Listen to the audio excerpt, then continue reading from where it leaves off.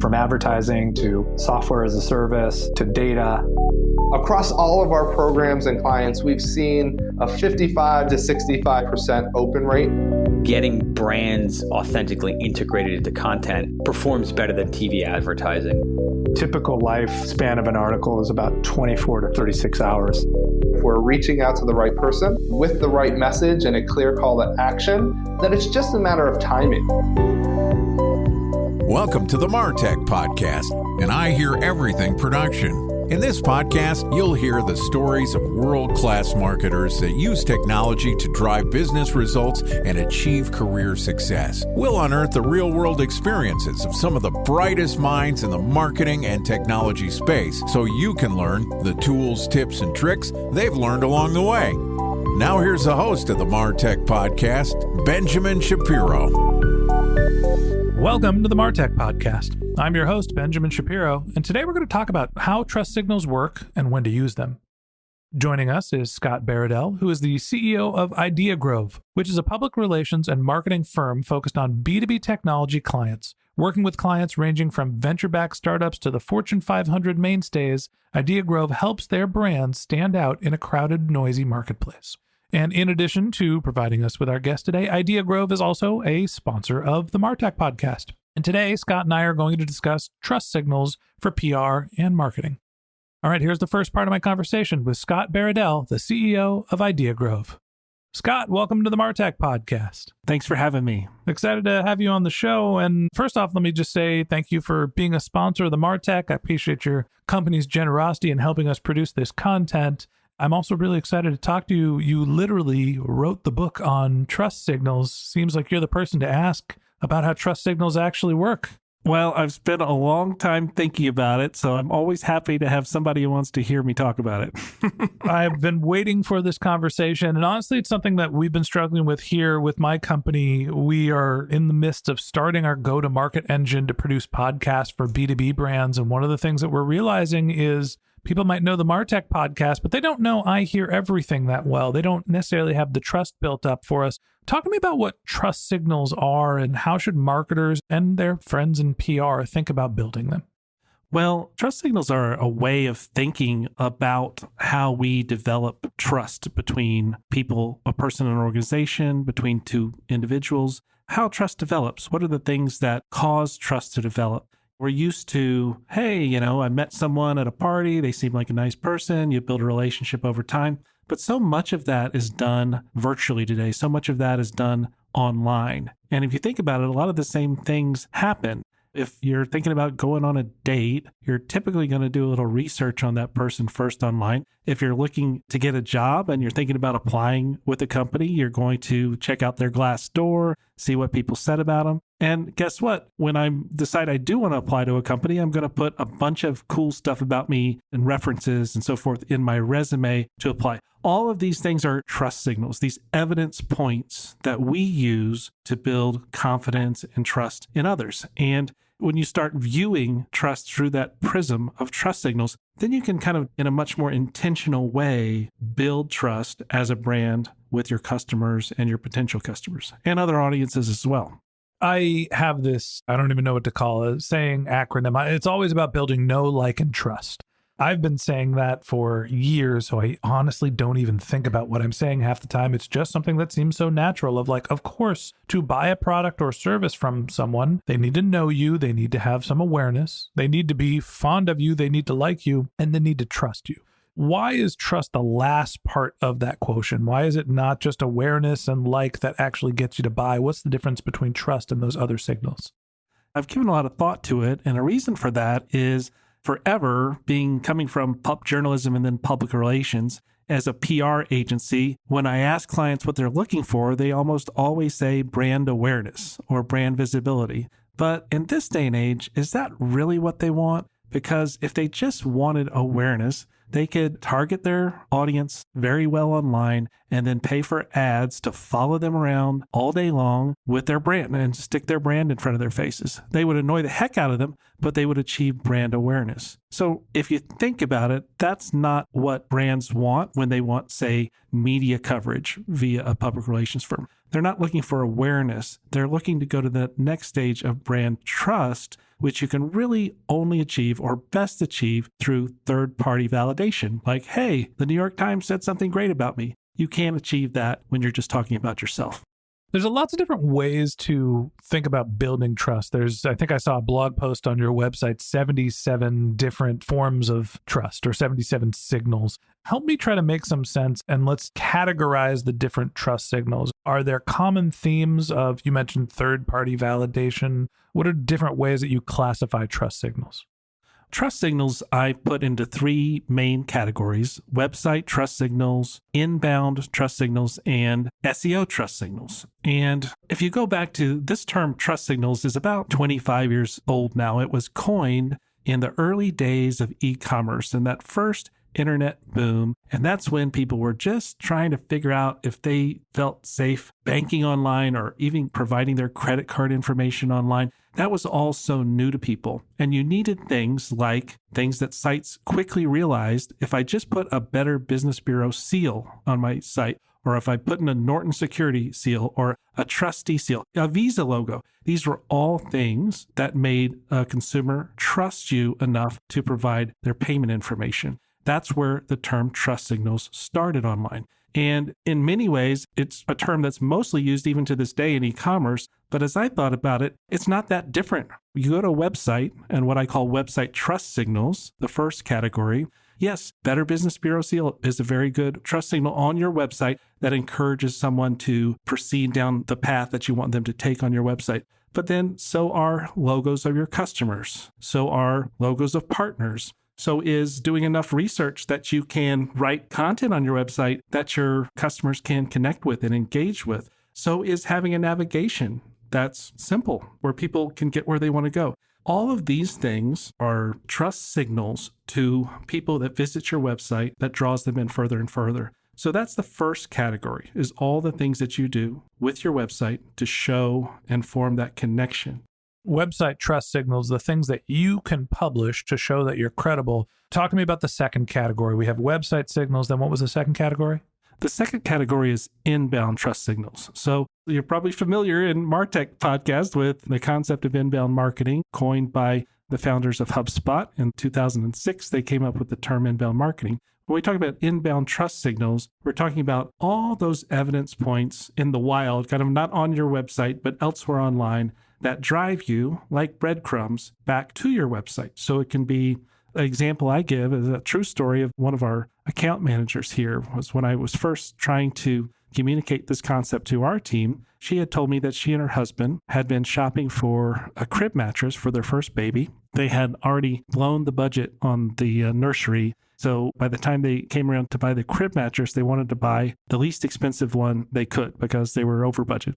But then she remembered she had seen this Instagram creator that she liked who had said something about how important it was to have a safe, non-toxic crib mattress, something it kind of stuck with her. So she did a Google search for safest crib mattresses because she couldn't remember the name of the brand. But in the top 3 results on Google, that brand did pop up. It refreshed her memory and suddenly, oh yeah, so let me check this out. Then she looked and she found dozens of online reviews all saying great things about this crib mattress. Then she did a little more searching and she found an article in Parents Magazine, which was saying positive things about this crib mattress. Then she noticed on the website, when she finally went there, that they did have a third-party seal from a certifying organization that endorsed products for being environmentally friendly and so forth. So all of those points along the way, all of these inbound trust signals that she found drove her eventually to the website where she ended up spending a lot more than she originally planned to for that crib mattress. But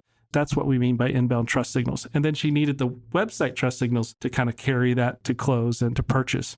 I mentioned HubSpot, and we're a HubSpot partner, but a lot of times when people think about inbound marketing and the inbound marketing funnel, it's like this hermetically sealed thing. It's like, yes, we wrote a blog post and they subscribed to my blog and then they were on my email list. So then I sent them an email and then they did this and that and they came to my site and then they closed. Like somehow you could control that whole experience. Well, that would be nice, but the reality is today, almost everything that people do in their path to purchase involves things that you don't control. You can influence, hopefully, but they're looking for third parties to validate you rather than for you to say good things about yourself. Obviously, you're going to say good things about yourself. It's the other people saying good things about you that has real influence and truly builds trust.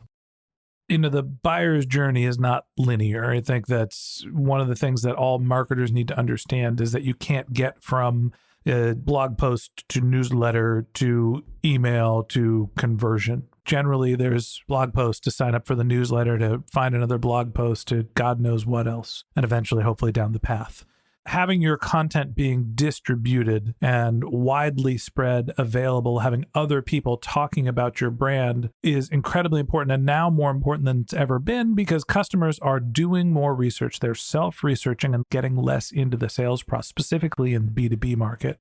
You mentioned that there's your website, basically your first-party content, what you're saying about yourself. There is your inbound, your third-party content, what other people are saying about you. What's the third type of trust signal?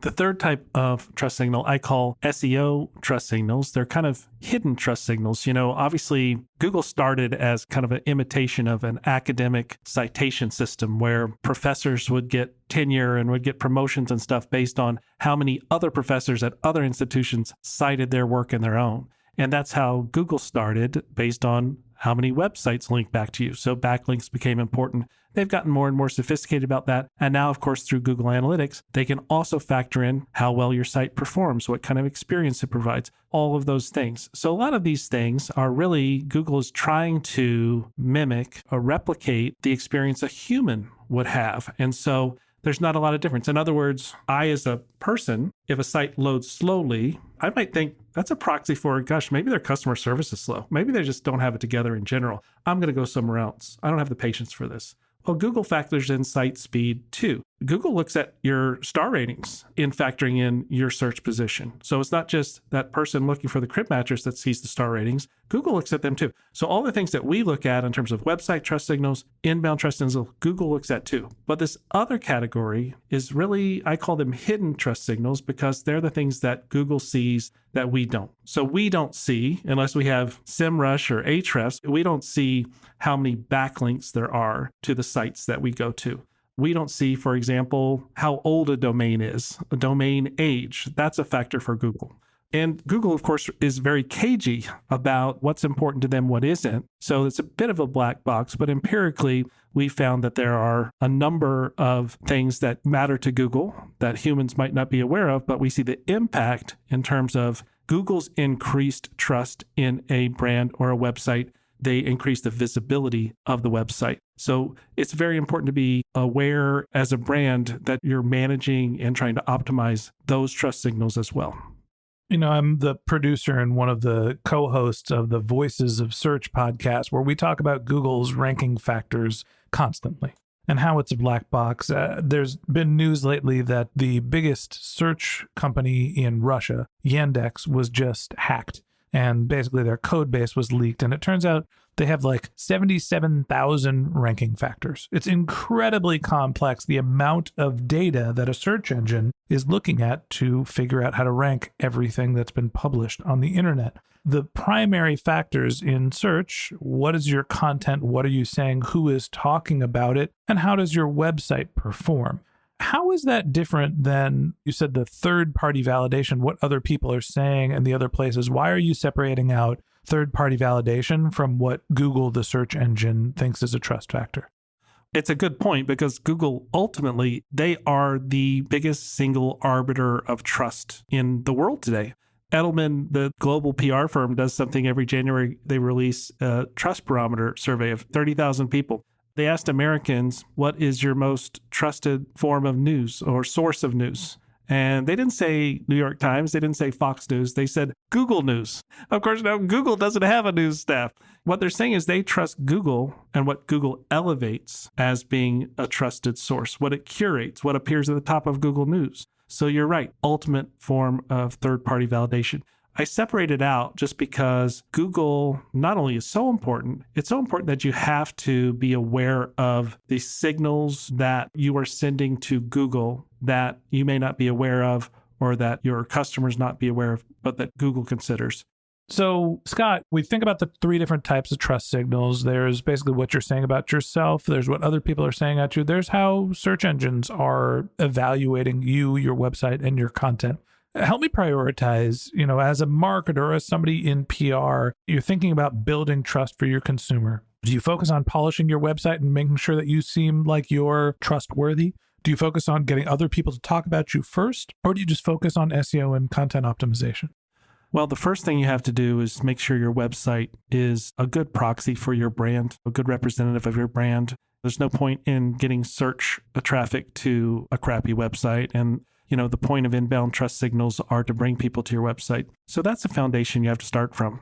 Our businesses, primary businesses at Idea Grove, are PR, content, website design, and branding. And a lot of times a company will call us and say, we want to do a big PR campaign, which basically is designed to attain inbound trust signals.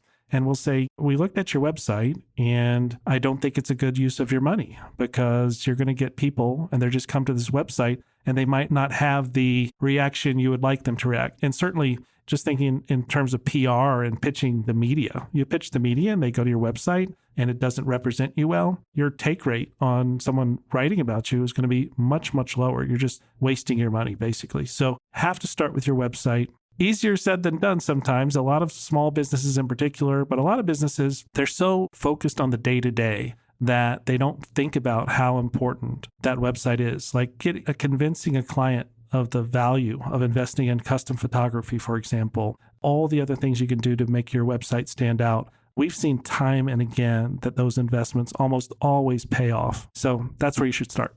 Just like your sales funnel, you could think about trust signals working backwards. Start at the bottom of the funnel. Start with the thing that is lowest conversion. When somebody gets to your website, it needs to have the required amount of trust signals for them to believe and buy your services. And then work your way up. You got to start thinking about how Google is ingesting your content, thinking about how other people are referencing your brand. At the end of the day, it always starts with you talking about your brand and building those trust signals first. And that wraps up this episode of the MarTech Podcast. Thanks for listening to my conversation with Scott Baradell, the CEO of Idea Grove, for joining us. Join us again tomorrow when we continue our conversation talking about third-party validation and why it's so critical for building trust. If you can't wait until our next episode and you'd like to learn more about Scott, you can find a link to his LinkedIn profile in our show notes. You can contact him on Twitter. His handle is DallasInbound. Or you could visit his company's website, which is ideagrove.com. And you can also purchase a copy of the book Trust Signals by going to book.trustsignals.com.